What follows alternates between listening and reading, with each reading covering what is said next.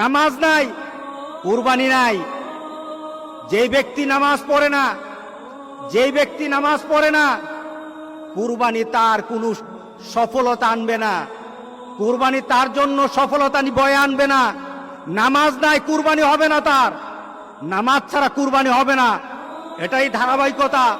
ইন্না আতাইনাকাল কাউসার ফাসাল্লি লিরাব্বিকা ওয়ানহার। নামাজ আগে, কুরবানি পরে।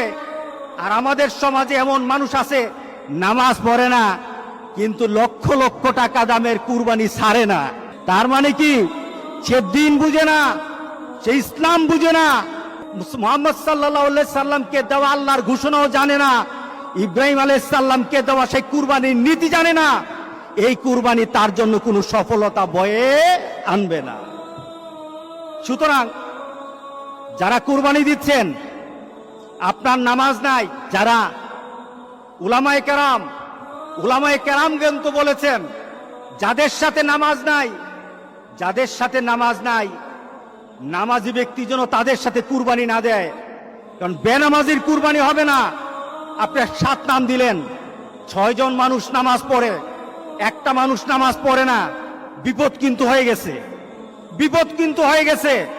কারণ 6 ব্যক্তির অংশটা কিন্তু আরেকজনের সাথে মিল সংযুক্ত হয়ে আছে। ওই ব্যক্তির বেনামাজি হওয়ার কারণে উলামায়ে কেরামের মতামত, সব উলামায়ে কেরামের মতামত, নামাজ যার থাকে না কুরবানি তার হয় না। সুতরাং নামাজ ছাড়বো না। রাজি আছি সবাই? কি ছাড়বো না বলেন? নামাজ ছাড়বো না। নামাজ কায়েম করার পর আপনার কুরবানি, আপনার রোজা, আপনার হজ, আপনার ইবাদত, সকল কিছু নামাজকে দিয়ে মানদণ্ড করা হবে। আগে নামাজ, এরপরে সকল ইবাদত। এটাই হবে মুসলমানদের ধারাবাহিক আমলের নিয়ম। যাদের সাথে নামাজ নাই, আজকে চলুন তওবা করি। আজকে তওবা কবুল হবে। আজকে আল্লাহ মাফ করে দিবেন। আজকে আমাদের গুনাহগুলি মাফ করে দিবেন।